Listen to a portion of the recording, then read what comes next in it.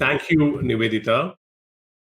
Ravi, we've known each other for a long time, and you are one of the pioneers in the multinational companies entering India market and growing. You built the first billion-dollar business for Microsoft, and then you wrote the book, which is now acting as a playbook for other multinational companies who want to be successful in India. You joined the board of large Indian companies, drove digital transformation, and helped them grow. And now you are in the next journey of creating mass entrepreneurship in India. Why mass entrepreneurship and why now? Hey, Pari, it's great to be back together again. If you think about the challenges facing our country and which have been exacerbated, amplified by COVID, right at the top is the issue of jobs. Of course, in the tech sector, you're sort of immune or isolated and or insulated from this. In fact, companies are struggling to hire the number of skilled people, talent that they want. But when you look at the country and the economy more broadly, joblessness is the worst it's been in nearly 50 years. And of course, last year was made the whole situation much worse. 100 million people may have been pushed back into poverty. And a lot of the issues, Pari, are structural.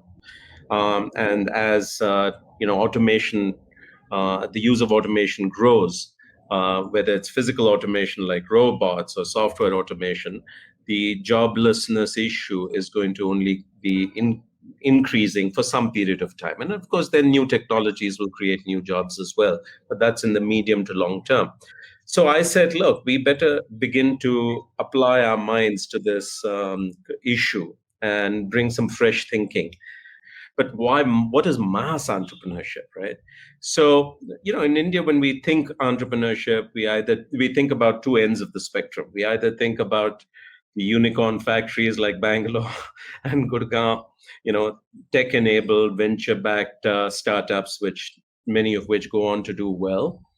The problem is they don't tend to create too many jobs, or certainly not enough well-paying jobs. They're important for the economy, they're important for growth and all that. But from a jobs perspective, they're not really as significant. And then at the other end, we tend to celebrate the heroic self-employed person, the chaiwallah, the pakoda stall, and so forth. But the thing to recognize is while they're heroic, they are what are called necessity entrepreneurs. They're doing what they do simply to stay alive. They're not doing this for the joy of entrepreneurship. They're not aiming to grow the business and create 10 more jobs, etc. So most of them will remain self-employed. And therefore, again, they play a very crucial role in society, but not such a significant role in job creation and growing the economy. What really the country needs is lots of mundane businesses which are capable of growing, right? So businesses like a food business or some manufacturing factory, a repair business, etc. And they may, employ 5 people, 10 people, it doesn't matter. But it is the growth of these small businesses to mid-sized businesses and some of those to large businesses that eventually creates lots and lots of employment. And the problem in our country is we simply don't have enough of these growth-oriented businesses. One of the staggering statistics is out of the 63 million businesses we have in our country, 95% of them are just self-employed businesses. And less than 2% employ more than 5 people. And less than 20,000 businesses have a share capital of 10 crores or more. So it's just stunning to think about a 3 trillion economy, which has ambitions to grow, perched on the tip of a needle. So we just have to grow the number of reasonable sized enterprises. And so we want to create a movement of this sort. And that's called mass. We call that mass entrepreneurship. And mass means every kind of business, not every kind of entrepreneur, and across all parts of India, rural India, Northeast India, Central India. That's what mass means. Did I answer the question? Absolutely. And this is very interesting. Is sounds very unique. And because the VCs talk about the unicorns, and when they fund a company, they're always looking for, can you grow 100x? Because the financial models are based on driving that. This is really unique. But if you look at the other model, China, it's popularly known that it's a top-down, government-driven initiative over the last 30 years that created this massive job creation in China, GDP growth, and so on. So how do you compare your model with China? China is fascinating because in many ways its starting point was not dissimilar to ours, and therefore its journey has many, many more parallels than, say, the evolution of Britain, for instance. I'm going to invite all our listeners to go to our website, massentrepreneurship.org, because a lot of this stuff is actually described there for those who may have further interest. But the story of China is actually quite different from the myths around it. So the entrepreneurship that started after Deng Xiaoping became premier was actually bottoms up. Okay, oh. It happened just like India, despite the government, despite the state, rather than because of it. What is interesting in China is, they have both forms of entrepreneurship. They have mass entrepreneurship of the sort that we aspire to try and create. And that's really responsible for the spectacular growth of the country over the last 3 decades. And they've also very successfully embraced elite entrepreneurship, which is embracing the internet and new technologies and, creating lots and lots of unicorns and so forth. So they are much more balanced in their entrepreneurship. India is radically imbalanced.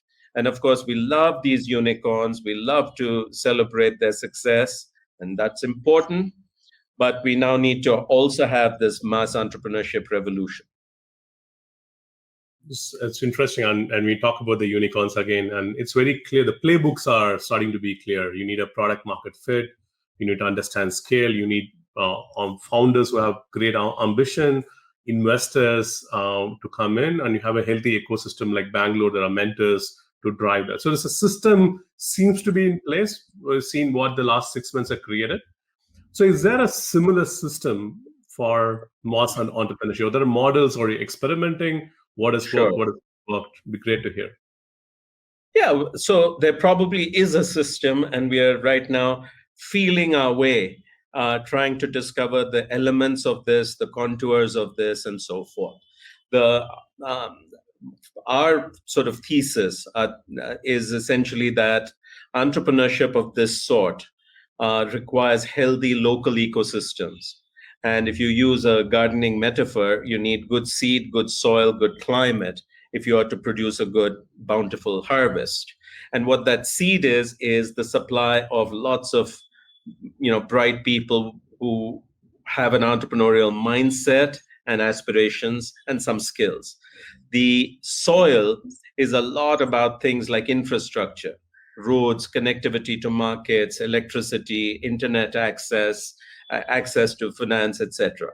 And climate has to do with a lot of cultural attributes as well as policy attributes. So climate, if you take ease of doing business or ease of starting a business and running a business, in India, despite all the rhetoric on World Bank rankings and all that, in every single state, it still remains horrifically difficult to start and run a small business. And so unless you figure out how to make that less of a headwind, it's quite daunting. The other thing that the success of many people so far inspires lots and lots of young people to make entrepreneurship their primary choice. So first you had the Infosys, Wipro successes, then you had the Flipkarts and so forth, and now you have lots and lots of next generation success stories and unicorns. So most young people aspire, if not to do a startup, to be an early employee of a startup. In much of India, this is not the aspiration. The aspiration is to get a government job, okay, because it's stable and secure. So what we're realizing is that what we have to figure out how to create these favorable conditions. And once the conditions are there, people will spot the opportunities and there will be this wellspring of business activity. And we are trying to demonstrate this in Ludhiana, and then we're trying to demonstrate this in some pockets in Karnataka. But we are early stage in actually being able to have that playbook, if you will. And you mentioned about the system, and you mentioned about Ludhiana. You had the manufacturing clusters in India for a long time. You have these Tirupur, where they have Yeah. textiles. Somebody will be just an iron, somebody will do trading, somebody will do across the vertical value chain. So there are been systems like that being tried in manufacturing, being successful, I would say, across. We have 2,000 clusters in India. How is this going to be different or augment that kind of initiative? No, I think clusters are very important, and the bicycle cluster or light engineering cluster in a Ludhiana or Coimbatore is important. Tirupur as a garment and hosiery cluster is important, and there are other such clusters. But if you notice, for the most part, they haven't succeeded beyond a point. Okay, they reach a certain level, and then there is a plateauing. And in fact, after COVID, Tirupur has been decimated, and so forth. So what that means is that local ecosystem there is not healthy. Much of our work in Ludhiana is most interesting, and there are subtle factors as well as hard factors at play, Pari. For instance, growth ambition, which is a mindset issue, is a factor in many, many places, which is entrepreneurs grow up to a certain point and they get easily content, okay? Or else they feel this is what I am capable of, and there they stop. So in our sort of growth raters, what we're able to do is in a very short period of time, 90 days, demonstrate growth events. We work with each entrepreneur to find growth events that has them doubling at a time when their peers are actually declining because of the pandemic, etc. And suddenly they wake up and say, wow, it's possible. I can do it. Then their success inspires others, and everybody begins to start getting a growth mindset. So this is an example of an intervention which opens up ambition and aspirations. In other cases, the policy issues around ease of doing business are so horrific that it limits the ability of these enterprises to grow. So our work in Punjab particularly is noteworthy because we have a fantastic partnership with Government of Punjab. Both the CM and the Chief Secretary are just phenomenal in their support for this agenda. And we're able to go into the core issues and simplify, digitize, decriminalize a bunch of regulations that are quite onerous. So that again is important. Then you have to address the issues of competitiveness. For instance, if the cost of energy is so high, competitive, if freight and logistics costs are onerous, you can't get to a port, well, forget exports then. So the cluster successes in India have not been nearly as much as they could have been. And if you look at India's lack of success in garment exports compared to, say, a Bangladesh or Vietnam, it's actually tragic. Just tragic. So we are capable of so much better. So our interventions are aimed at these things. And so just stepping into another area, you talked about mass entrepreneurship, and again, I'm going back to the VC industry, and one of the big focus for VC industry is about women entrepreneurs. So how do we have leaders coming and building unicorns? Do you see that? How is it different in mass entrepreneurship? Is it more women starting to be entrepreneurs there, or anything specific intervention required there? So it's interesting. So when we started our work, we looked at women entrepreneurs, and on the face of it, 16% of all businesses are women-owned. But if you exclude self-employed women, which is the vast majority, that number drops to 4% or 5%. Okay, so it's an astonishingly small number. And therefore, what we realized is there are, in addition to the general challenges faced by any entrepreneur, women face particular problems. And so we set ourselves a goal that at least half of the new businesses started have to be women-owned. So can we get to that point? And we've been spending a lot of time trying to understand what are these issues. So we have a growth rate in Bangalore, which particularly focuses on just women. So we have the first cohort has graduated, about 24 women. And we are beginning to get a sense, Pari, of what are the issues. A lot of it has to do with the family environment, the extent to which husband, father, family are supportive of their ambitions, okay, or not. So that's a big factor. The second is women clearly start with a disadvantage in the sense that they don't have peer groups which are supportive. One of the most important thing for entrepreneurs is the existence of a peer group to inspire them, support them, that they can learn from. Women entrepreneurs suffer a lot from the lack of peer networks. They often suffer from lack of self-confidence and certain skills like financial management. Then the society at large is also hostile to women.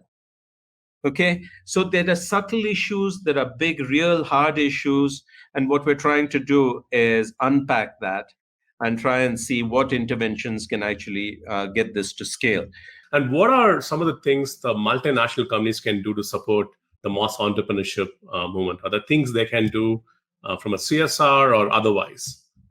I think there are a set of things that you guys can do to help this movement, help the cause. Look, one of the most exciting things we have cracked, if you want to talk about one thing where we've got product market fit, we know how to go into large government schools and get young people, grades 8, 9, 10, 11, 12, hooked on entrepreneurship. My co-founder, Mekin Maheshwari, he and his team have done the best work in this space.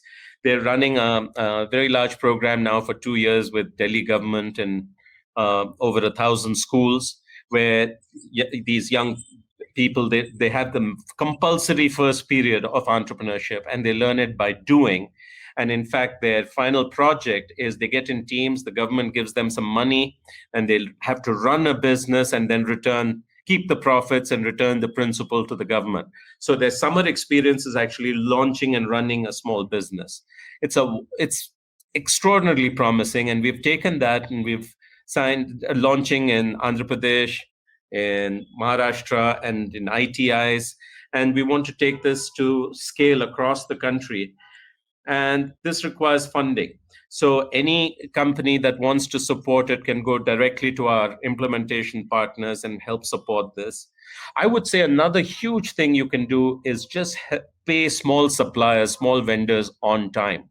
So it turns out that if you're a small business and you have no clout, on average, you're going to get paid after 6 months, which is just catastrophic. Please pay vendors on time, and particularly small ones.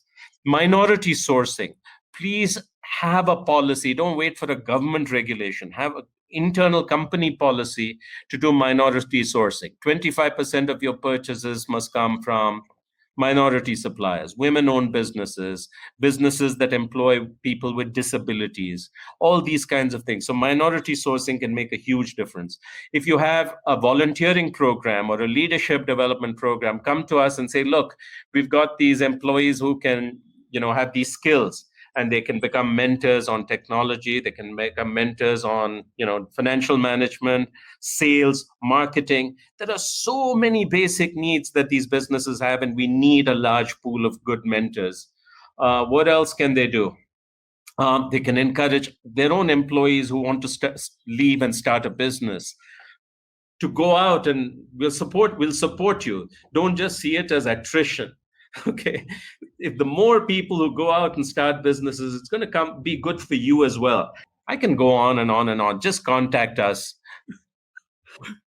Thanks, Ravi. I think that was very inspirational as well as insightful.